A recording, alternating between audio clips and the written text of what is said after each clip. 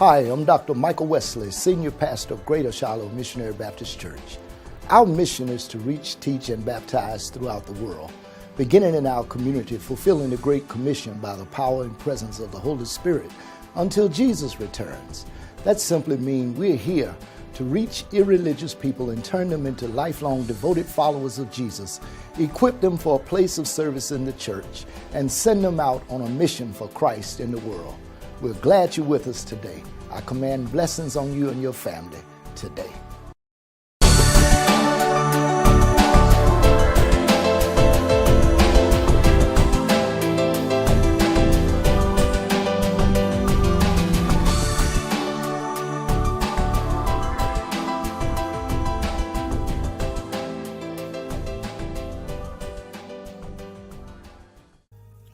Last week, as we were concluding the message on the resurrection, we talked about an appropriate response.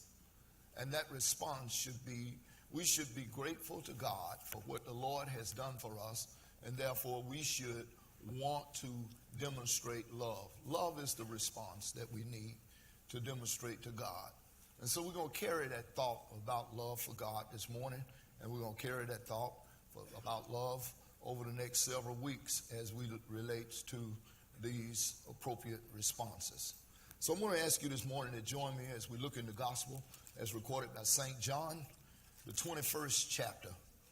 And we're beginning reading at verse 15 and go through verse 17. And there the word of the Lord can be found. So when they had eaten breakfast, Jesus said to Simon Peter, "Simon, son of Jonah, do you love me more than these?" He said to him, "Yes, Lord, you know I love you." He said to him, "Feed my lambs." He said, meaning Jesus, to him again a second time, "Simon, son of Jonah, do you love me?" He said to him, "Yes, Lord, you know that I love you." He said to him, "Tend my sheep."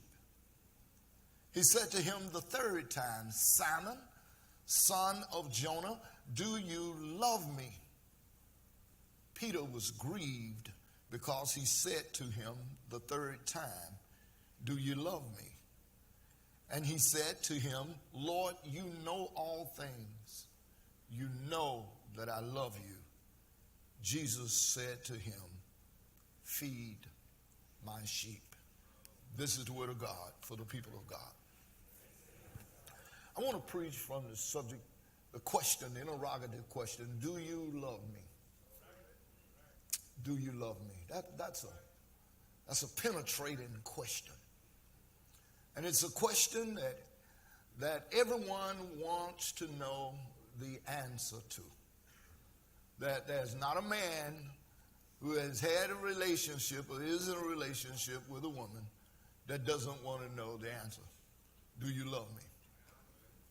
There's not a woman who has been or is involved with a man in a relationship that does not want to know the answer. Do you love me?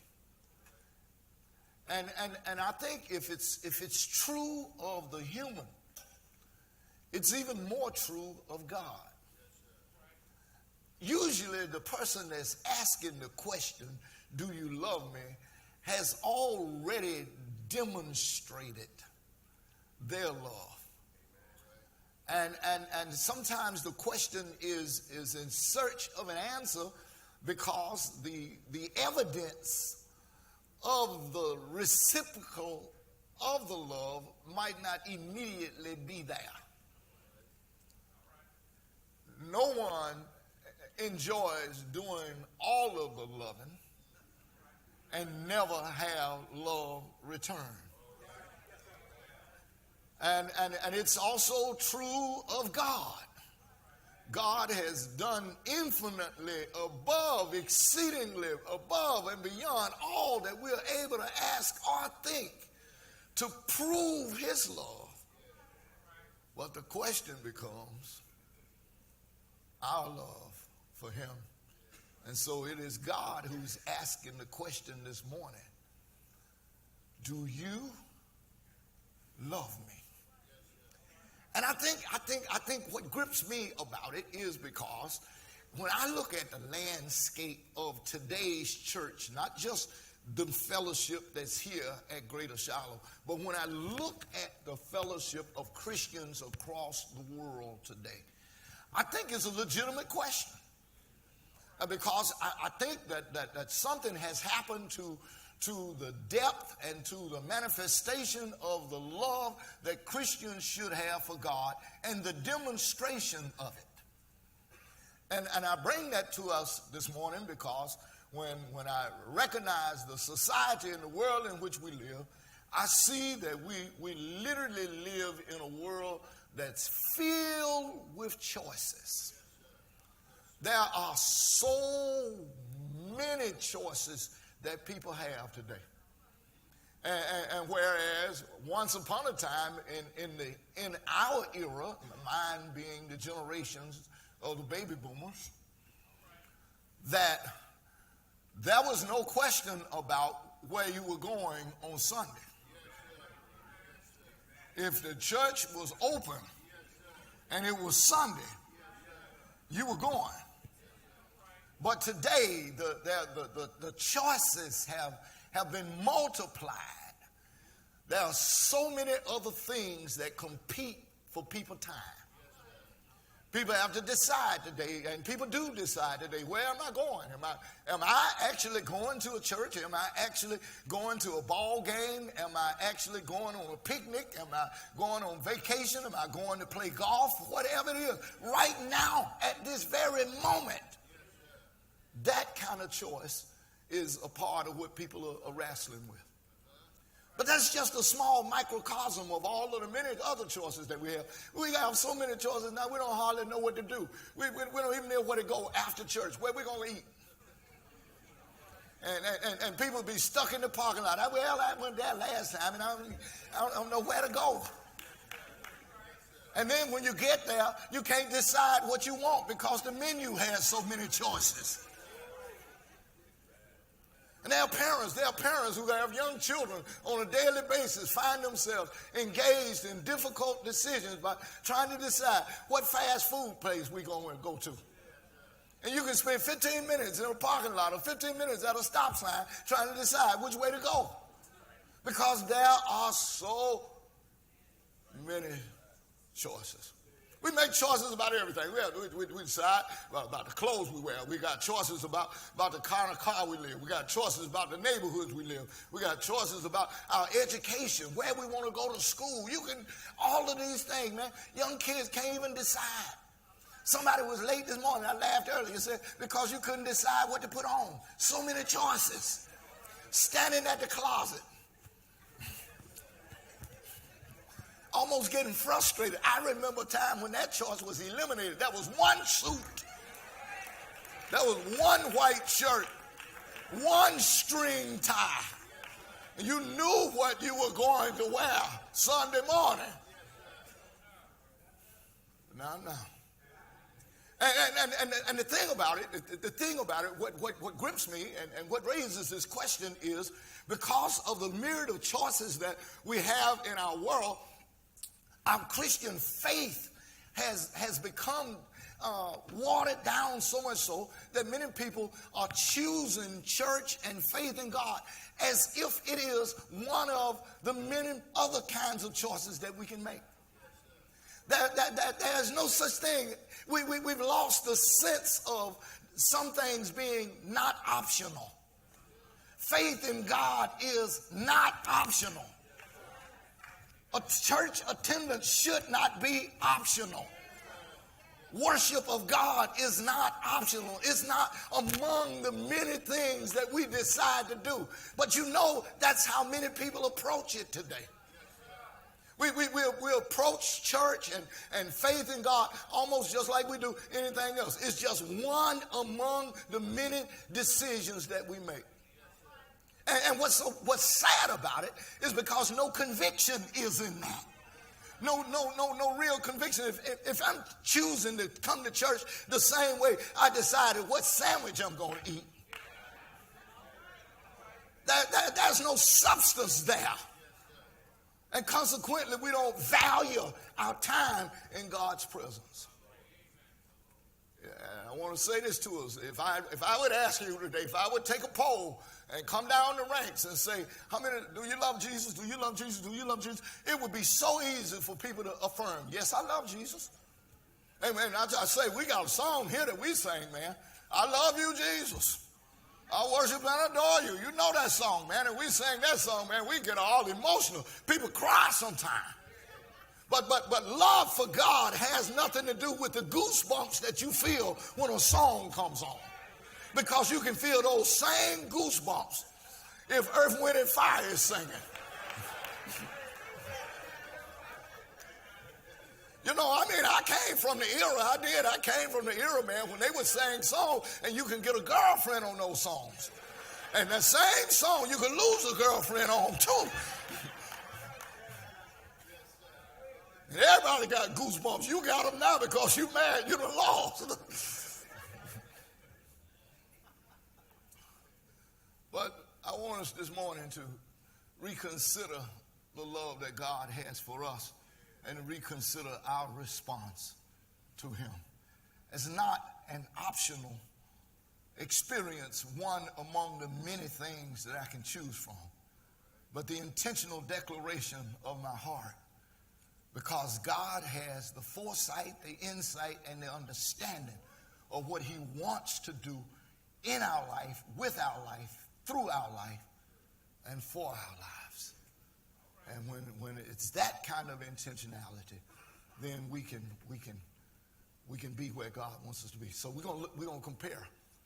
We're gonna take a look at our life and compare it briefly this morning to one of the great men of the Bible, somebody that I think we can identify with, and his name is Simon Peter.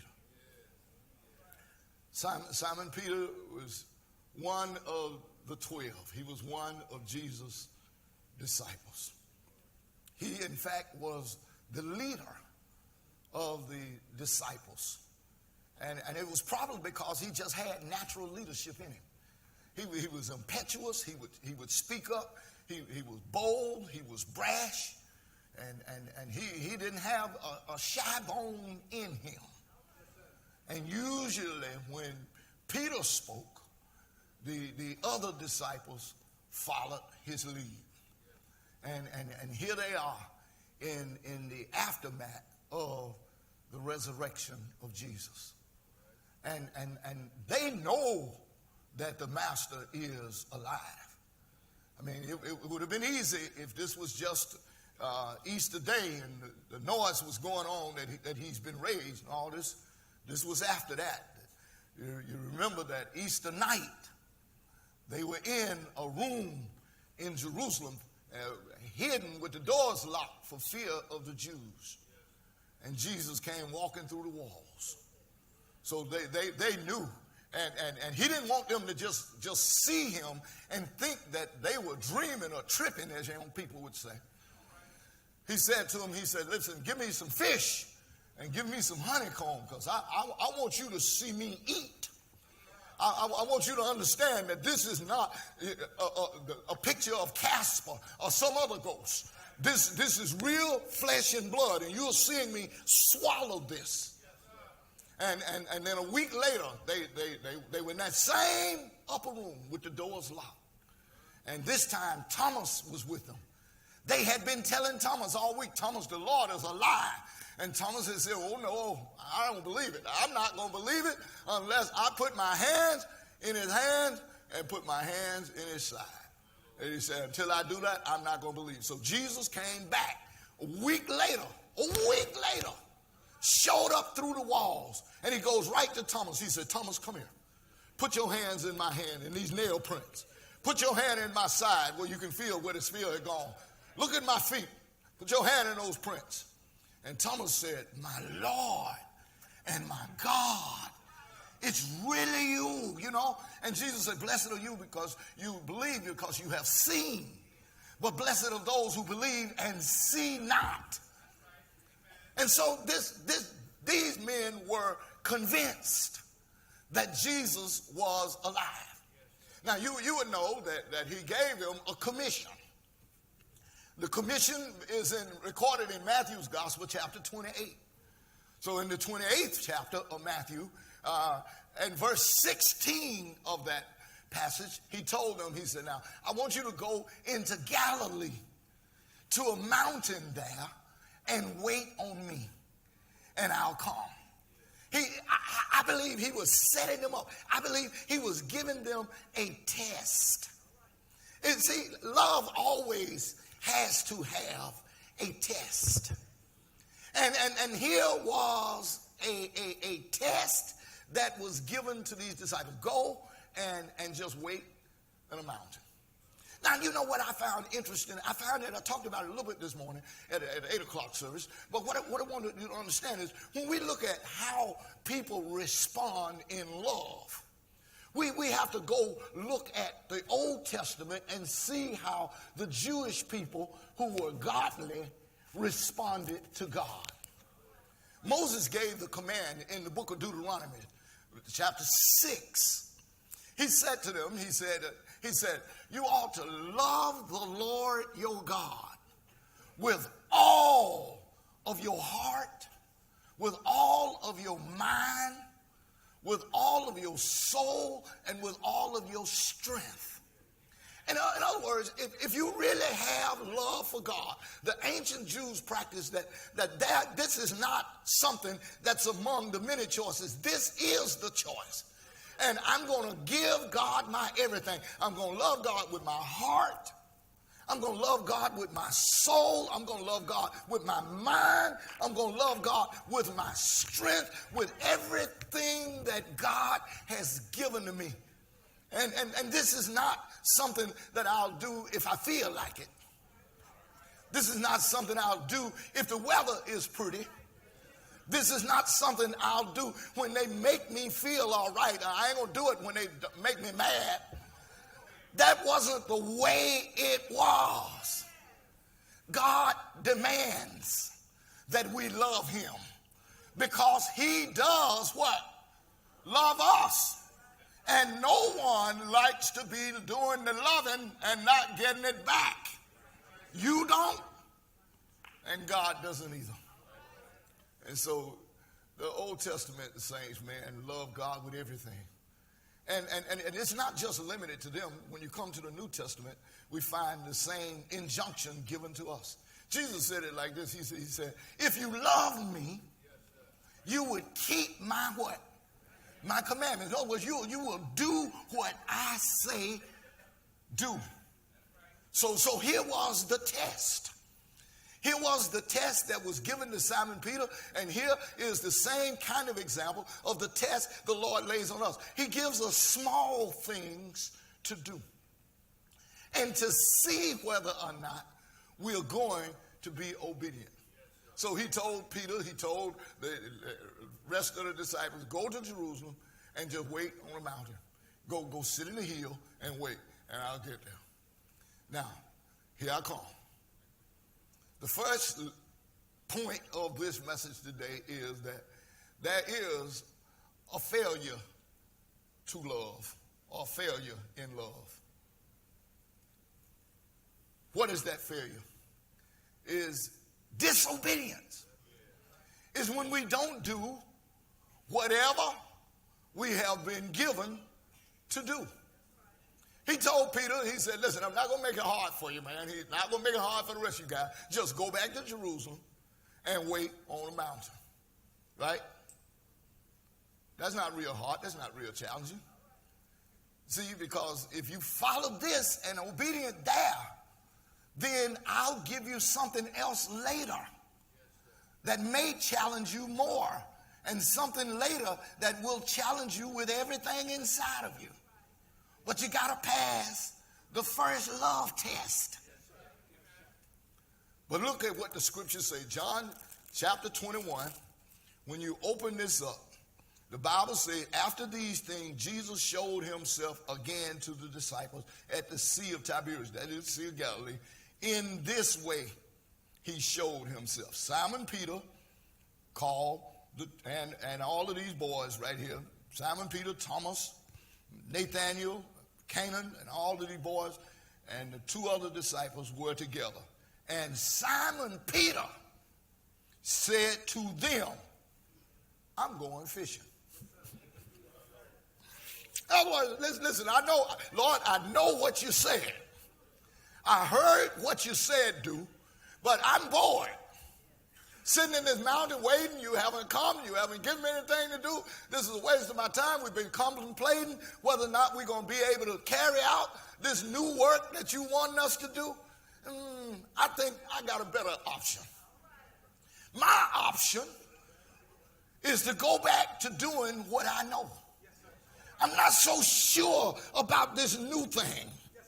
You hadn't fully commissioned. The Holy Spirit had not yet come. They had not yet been endued with power because, and so Peter said, I got a better plan.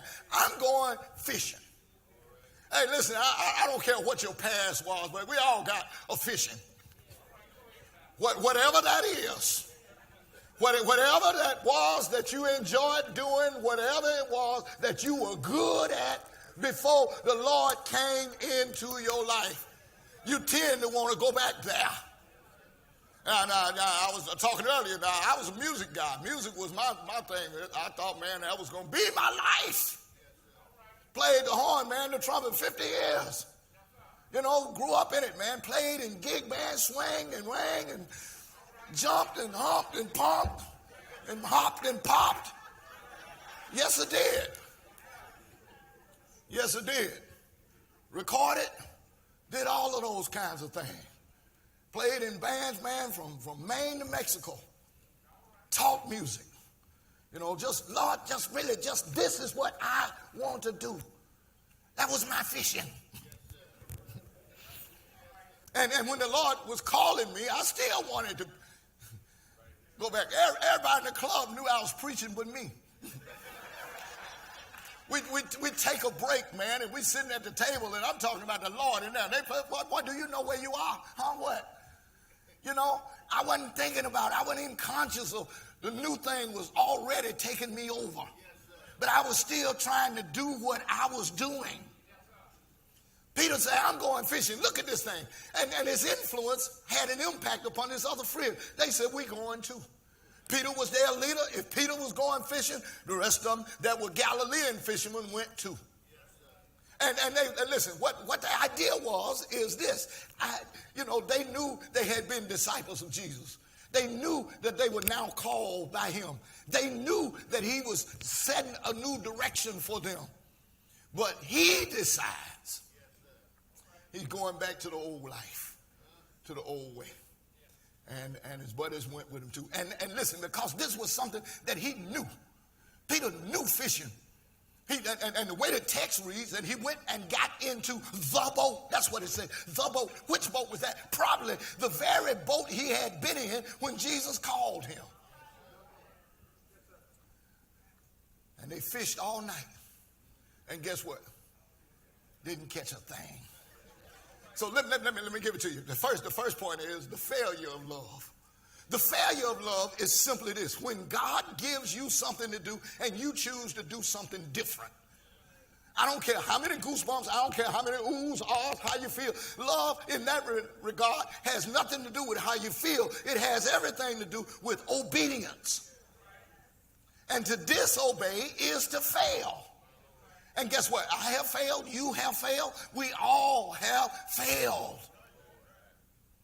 to do what God has given us to do or asked us to do. And so the boys fished all night. They couldn't catch nothing. You know why they couldn't catch nothing? Because God had his hand on it. Because God was not going to let them experience success in yesterday's stuff when God was making a plan for today and tomorrow. If they had gone and had gobbled in all of the stuff on their own, they would have always felt like I can always go back to doing what I used to do. God put his hand on it. They couldn't catch nothing. And Peter knew the Sea of Galilee, grew up on it. Probably could read through the waters to find the school of fish without a depth finder. He knew what he was doing. But that night, he caught nothing. And the next morning, look at this. The next morning, Jesus was on the shore. And this is the third appearance that the Lord makes to them. The first two were in the room, in the upper room in Jerusalem. Now here is the third appearance, and Jesus is on the sea. And he's there on the other side. And when they look up in the morning, he's there and he's standing there. He called out to them. He called out to them, hey, fellas, boys, hey, yo, did you catch anything? That was probably a slap in their face, probably an intentional thing like that. Were you successful at what you were trying to do? And of course, the answer was no. Now, here's what I want you to see, because in this little detail comes the second point of the message this morning. The first there is the failure of love, and we all know that failure. But there is, secondly, the restoration of love. See, love is such that it doesn't fail. Love doesn't give up. Love doesn't give in just because somebody mess up. Not when it's real love. Touch somebody and say, you know he right.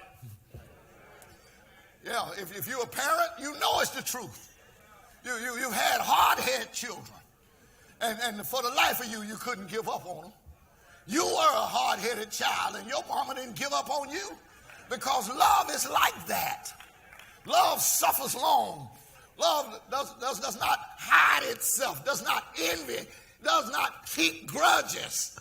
Love has something, a substance to it that allows it to keep pursuing after.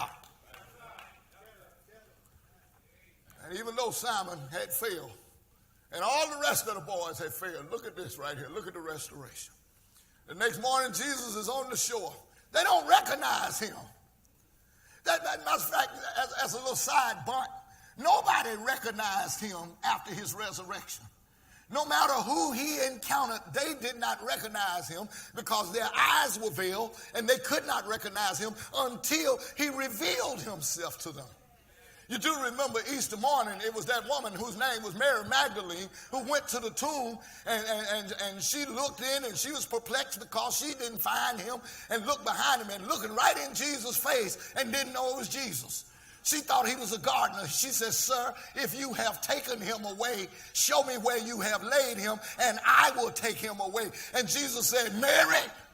And her eyes were open, and she wrapped her arms around his legs, because she now knew who he was, because he revealed himself.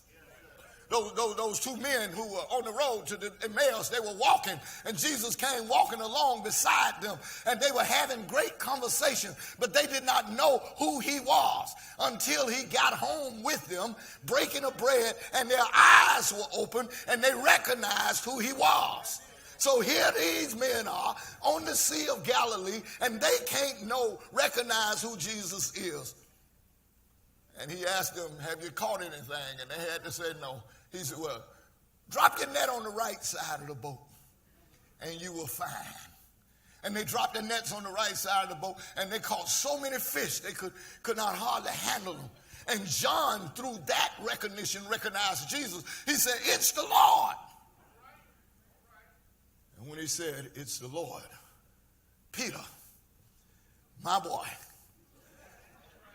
probably haven't been out there all night naked with a group of guys with just a little whatever he had on down there, put on his fisher's coat and jumped in the water and began to swim toward the shore. Peter was always first to get in the water. You do remember that night on that storm-tossed sea? You know, it was Peter who got out of the boat. Everybody else, you can talk about him all you want, but Peter deserved some credit. Peter was able to do stuff that nobody else could do. He walked on the water. Have you? He walked on stuff that everybody else be sinking in. Now, one thing about Peter that I like about Peter, because Peter knew he was carrying guilt. He knew that he had denied Jesus. He knew that he had failed the Lord. And now he's in a hurry to get to him. May I help you understand something? That's what you all need to understand this morning, is that it doesn't matter how many times you failed, how many times you messed up. You have to be willing to seek the restoration. It's there. He is there. Look at the beautiful story. On the other side of the sea, here's the Jesus on the seashore. And there's a fire going. And he's providing them breakfast. Man, I know I preach fast. Maybe you don't see it. They are disobedient in the water. Ain't got no business being in the water. That's not the mountain. It's the water. It's not where he said be. And they have been disobedient. They have failed. And yet he's standing on the seashore with breakfast. Ready. Waiting to restore each one of them. That's the way the Lord is, because let me tell you something. It's always the offended Lord who is the one who's seeking the reconciliation. You don't seek him, he seeks you. He comes to where you are, and he puts out his hands. And the beautiful thing about it, when they come out of the water, as guilt-laden as they were, he's not standing on the other side with a whip and fussing at them, talking about, I'm the Lord and y'all disobeyed me. No, he's there to serve them breakfast. Man, that blesses me. I don't know what it's going to take to get to you, but it blesses me to think that when I messed up, and I done been in the water when I should have been on the mountain. I done been in other places I should have been, should not have been, when the Lord told me where else I should be. And if you're real in here this morning, you know that you have messed up. But the Lord doesn't stand over you with a whipping chair ready to beat you up. He's there to give you breakfast, and not only to provide the breakfast, but to serve you the breakfast. He said, boys, bring fish. And Peter, man, he must have been real strong, because boys struggling with that net. He left him out there in that boat by himself to handle all the fish. 153 of them, big fish. But they got close enough to the shore, and Peter just reached and grabbed that net and snatches it on in. And Jesus takes one of those fish, cooks it for them, and serves them breakfast. None of them would dare say, who are you? Because they all knew who it was. Here's the restoration.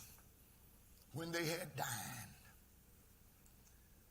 here is Jesus, already ready to forgive them. He said nothing about, why haven't you done what I told you to do? What y'all doing out here? He didn't interrogate. He did not instigate. He did not act ugly. He just lovingly provided for their needs. What a God we serve. Man, that's good news this morning. That's good news. That's good news to know that the God that you and I serve is a God who seeks to institute the restitution from our own mess-ups. They wasn't looking for him. He came looking for them. And that's always the way it is. And the Bible said, now, when they had dined, that's what King James said. New King James said, when they finished breakfast, then Jesus turns to Simon, Peter, and he says, Simon, son of Jonah, do you love me more than these? I mean, man, I had to laugh this morning, man, when we were going through this, because my mind, I had a flashback. I had a flashback to my childhood. When we would be out in the community playing, you know, we had to stay in the neighborhood, but you could go across the street or somewhere not too far. And if my mama wanted me, she'd come to the door and she'd holler, Michael. I'd be shooting basketball or marbles or something and wouldn't want to stop. And she'd come back to the door again and she said, Michael. Voice changed a little bit. And I'm still trying to, boys, I got to go, but, you know, I ain't ready to leave yet. And then she'd come back again and she'd say, Michael Wayne Wesley. When she called your whole name, you knew it was time to move. So I could play no longer. I said, okay, boys, I got to go. And at that point, I had to go and see what it was because I knew trouble was on the line. And if mama could do it like that, look at Peter. Jesus had called him Peter. because he said you have a rock-like character. But on this occasion, when Jesus has finished feeding him, he does not call him Peter. He calls him by his whole name, Simon, son of Jonah. Do you love me more than these? You are the leader. You have misled these other men. Do you love me more than they do? That's one interpretation of it. Do you love me more than all these? You know, Peter had a big mouth. He had put his foot in his mouth earlier when they were in the upper room before Jesus went to the cross. Peter had been the one to say, Jesus was telling them, you're going to deny knowing me, and you're going to betray me, and all that. And Peter was standing up, no, Lord, not me. This is Pete. Everybody else might run, but not me. I'll even die for you. I'll fight for you. You remember that? Pete had said that. And so Jesus is asking him, Simon, son of Jonah, son of John, do you love me more than these? But I don't think it's just loving me more than the other men. Because God doesn't really get into comparison of how much we love him as opposed to what somebody else does. What I really think he was speaking of was Peter's past. Do you love me more than these fishing nets, these fishing boats, these things that represent who you used to be and what you used to do? Do you love me more than your yesterday? Do you love yesterday more than today and more than tomorrow that I'm getting ready to set you up for? And that's a question that every one of us are brought face to face with. Do you love God more than you love whatever your fishing was? Whatever your party used to be? Whatever your thing was? Your nets that you used to trap with? Your fishing poles that you used to catch with? Your bait? Oh man, y'all want to sleep in here. I hate it when you try to pretend. But the Lord wants to know, do you love me more than yesterday? Because and then he turns right around and says to him, he says, feed my sheep. In other words, see, Peter, you gone fishing and you thought that this was something you knew. This was something that you could always have success in. I have shut that down now. And I'm laying out for you what your future is. Feed my sheep. Your occupation is changing. You're moving from a fisherman and now you're going to become a shepherd. Feed my sheep. When I called you, I told you that now from now on, you're not going to catch fish, but you're going to catch men.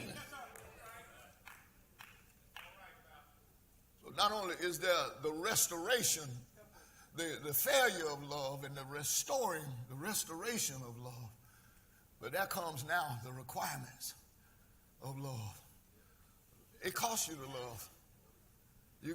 You can't love free. There's something you have to do. You know, it really is. Simon, and what I was speaking of earlier is there's a play on words here that you can't see in the English, but it's clear in the Greek. Because in the English language, we have one word for the word love. And you know what that word is? Love. We love everything. We love you, we love cake, we love chicken, we love popcorn, we love money. Whatever we love, we got that one word to describe it. But in the Greek language, which the New Testament was written in, there are actually three Greek words that describe or define love. The first word is what we call agape. Agapeo is the way it's pronounced in the Greek. Agape. Agapeo, the noun form. And we call it agape. But that is the supreme, ultimate kind of love. It's the ultimate love that God has. There is no love that's higher than the agape love that God has. There's a second Greek word to describe love, and it's the word eros, E-R-O-S. Eros is a sensual or sexual kind of love. And as I said, it's the kind of love without which none of us would be here. If Mama and them didn't have some Eros, there would be no you. Okay? And there's a third Greek word that describes love, and it is the word phileo.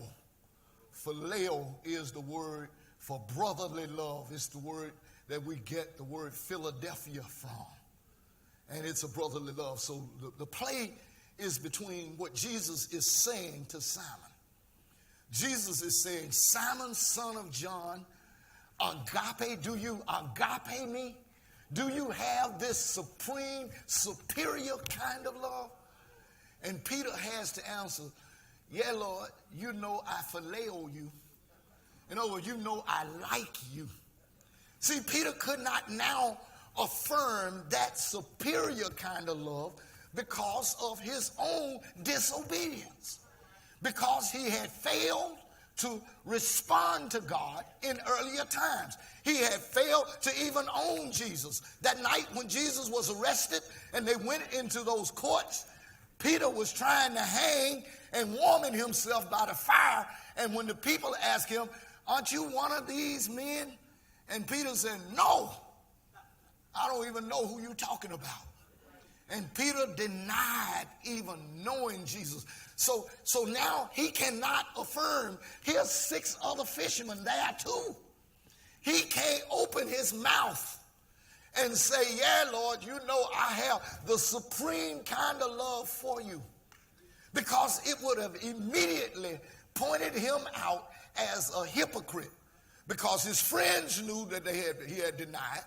His friends knew that he had led them away from the mountain and out on the sea. And so he could not affirm that I agape you. So he says, I phileo you. And then Jesus comes to him a second time. Because this is the requirement. Listen. He says, Simon, son of Jonas, agape thou me? He says it again. Do you agape me? And Peter has to answer again, Lord, you know I phileo you. I like you. And then Jesus says to him, feed my lambs. Look at the requirements. Feed my sheep. Feed my lambs. In other words, listen, boy, you got to love me more than whatever it was that represented yesterday, because I'm now commissioning you. I'm now putting you back in service. I'm now putting your task in front of you. I'm now setting your future. Feed my lambs. Babies, let me tell everybody in here something. If you are mama or daddy and you have children, they are your lambs. You have a responsibility to feed them. And when they grow up, they become your sheep. And you cannot neglect that responsibility. If you are a minister, if you are a teacher of the Word of God, you must now shepherd people. See, you must feed them, which means teaching, but you also must shepherd them, that is, care for them. Our problem in the church today is we don't care about nobody. We become so selfish and so self-centered. We don't hardly want to teach. One of the reasons we've almost lost 3 or 4 generations since I can remember, and it's largely because parents stopped feeding, stopped teaching, stopped shepherding, and consequently, kids start going astray. And so it is with the church. Somehow we stop teaching because it's not popular, or we don't want to hear that. And so we backed away from our responsibility. But the Lord is laying it thick again. Do you love me? If you do, the requirement of love is to feed. Is to feed the sheep. Is to shepherd the lambs. Is, and he said it a third time, Simon, son of Jonah, do you love me? And this time Jesus uses the word that Peter is using, phileo. So Jesus the third time says, Simon, son of Jonah, do you at least like me? And Peter is grieved. He's cut to the heart. because God has said it 3 times. And now he's condescended to his level. And the Lord is saying, do you at least like me on the level that you think you can handle enough to do what I'm giving you to do? My brothers and sisters, I want you to hear Peter, because Peter cries out, yea, Lord, you know that I like you. In other words, he said, you know the strength and you know the weakness of my love. And God knows that. So there's no need to pretend. There's no need to compare yourself with anyone else, because the level of love that you have is different than the level of love someone else may have. The Bible talks about Mary Magdalene, that girl that we were speaking of earlier. She loved Jesus mightily. And the reason, because she had had 7 demons in her. And Jesus cast those demons out of her. And her level of love, her level of appreciation was way up. See, you can't look at me and try to compare your love for the Lord with my love, because you don't know where I've been. You don't know what the Lord has had to bring me from and what the Lord has had to bring me through. And because I have been delivered from what I have been delivered from, my level of love for the Lord is my level. And only he knows what that is. I'm not so big that I can brag and boast and declare, oh Lord, I have that agape love for you. No, you know, Lord, the strength of it. You know, Lord, the weakness of it. You know my uprising and my down sitting. You know my thoughts are far off. There's not a word in my mouth that you don't know altogether. You know the secret sins in my life. You know those public declarations. So I cannot affirm in a false way to try to impress somebody. So Jesus cut Simon to the core. He asked him 3 times, do you love me? Because Simon had denied the Lord 3 times. And Jesus was giving him an opportunity to announce or to affirm himself in the same way in which he had denounced him. That's a merciful God. That's a merciful God. And he laid out the requirement. I don't want you to be so lost in your yesterday and so much in love with what used to be that you miss what I'm giving you to do now and what I'm laying out for your future to be. That's the requirement of love. God speaks to each one individually. God always speaks. Let me tell you how he speaks. Can I tell you? He always speaks by the Holy Spirit. He speaks through this written word. He speaks through other Christian witnesses. God speaks through your prayers. But God will most importantly speak through your circumstance. And if you act like you can't hear him, he'll snatch the rug out from under you. And he'll say, can you hear me now? He can get your attention. He knows who you are. He knows where you are. There's no hiding place from the Lord.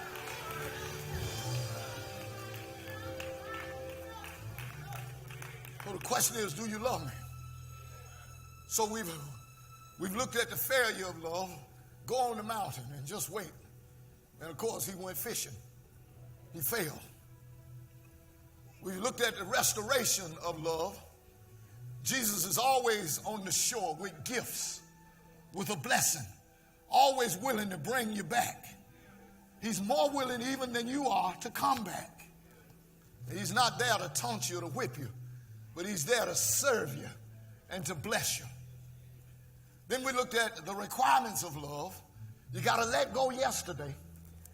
You got to be willing to feed lambs now, feed sheep, feed more sheep. But then I need to tell you one more thing. There's a cost of love. And the cost of love might be your very life. Jesus said to Peter, he said, Peter, when you were young, you walked wherever you wanted to go.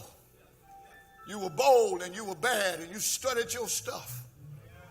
He said, well, boy, there's going to come a day when you're old that they're going to take you and they're going to tie your hands and they're going to lead you to where you don't want to go. In other words, you're going to glorify me in your death. In other words, if you become my disciple, if you become my man, it's going to cost you your life. You're not going to be able to come into this part-time. This is not going to be optional. This is not going to be when it's convenient. This is not going to be just on sunshiny days or when people are saying nice things about you. This is going to be when they're talking about you, when they're calling you everything but a child of God. This is going to be when you're broke, busted, and disgusted. This is going to be when you got it going on and when there's nothing in your pocket. This is going to be when your body is giving down. This is going to be every day for the rest of your life. And yes, when you're old, they're going to lead you and they're going to crucify you. Now, some of us would think, oh man, that's a drag, man. Jesus telling Peter how he's going to die.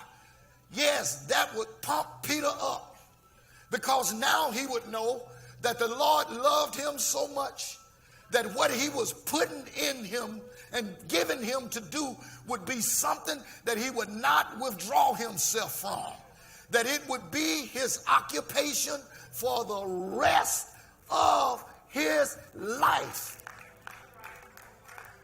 I want you to understand, Christianity is not a part-time experience. It's loving God every day. Every morning you get up, you got to say, Lord, I love you. And it's not just what you say. See, you can say anything. It's what you do. It's going to be when your friends walk out on you, when they call you a holy roller, when they call you that church lady or that church man, when they tell you, you make me sick because you always trying to tell me what the word said. Keep on telling them. When they tell you, I don't want to hear no more about that. Say it another time. When your children say, get away from me with all of that God stuff, you bring God that much stronger. Because to have the love of God in your heart is to have him living on the inside. I'm glad that the Lord lives in my heart. I'm glad that he walks with me and he talks with me and he tells me that I am his own.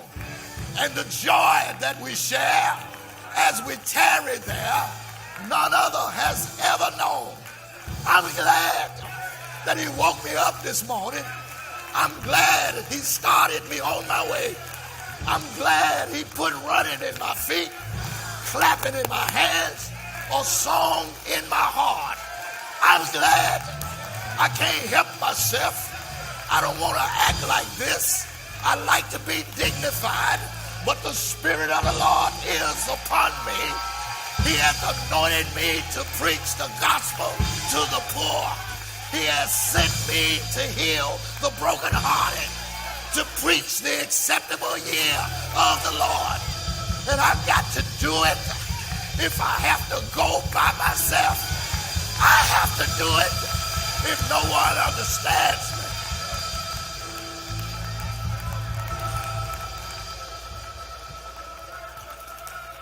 It will cost you your life.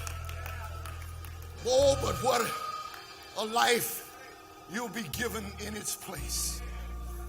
The life of Jesus living on the inside of you. The life of Jesus manifested through you is the greatest life you can ever have. This morning I said a little girl came out of her room with her doll. She threw her doll on the floor and she put her arms around her mother's neck. And her mother said, baby, what's wrong? What's the matter? And the little girl said, Mama, nothing is wrong. She said, I've just been loving my dolly and loving my dolly, but my dolly can't love me back. So this morning, I just wanted to come in the room and put my arms around you because you love me back. And that's what God wants today. He's putting his arms around you. And he wants you to put your arms around him and love him back. Do you love me, he says. You know, that's what God is asking, man. This is a great moment. This is your moment. This is your defining moment where you decide no more fishing. It's about feeding. It's about shepherding. It's about caring. It's about teaching. It's about declaring the truth, regardless of what people think, what people say, what people feel. Because I want to be obedient. I want to be obedient to who the Lord is and what the Lord is given for me to do in my life. My God is awesome. Isn't he awesome? He can move mountains. He can. He can lead you through the valley. He'll calm your storms. And if you give your life to this awesome God would make an awesome man or woman out of you. Simon Peter's history went on. He became the preacher at Pentecost. He became the leader of the Jewish people for the period up until chapter 9 of the book of Acts. Then God introduces us to the Apostle Paul, who takes over from there, and he becomes the preacher to the Gentiles. What will the record of your life say? If you declare your love for God today, God will make an awesome life for you. Doors of the church open. Doors open. Doors open. We're going to give you an opportunity now to come. You can come by letter. You can come on your own Christian experience. You can come as a candidate for baptism. This is your moment to make good on your love. You've been outside of the church and you want to become part. This is the day. This is the way. If you want a new life, if you want to change churches, this is your moment. Doors of the church are open. Anytime during the song, give God your heart. My God is awesome. He can move mountains, keep me in the valley, hide me from the rain. Come on, man, say it. My God is awesome. Here. Hey friends, this is Michael Wesley, Senior Pastor of Greater Shiloh Missionary Baptist Church in Birmingham, Alabama. We really appreciate all of the love and support that you have shown to us through these broadcasts. We've been hearing from people and our friends all over, and we want you to pray about being a supporter and a prayer partner and a supporter of this television ministry. If you believe the Holy Spirit has ministered the Word of God to you and you'd like to see this ministry continue and to share it with your friends, please consider being a supporter. Follow the prompts on the screen. We would love to hear from you.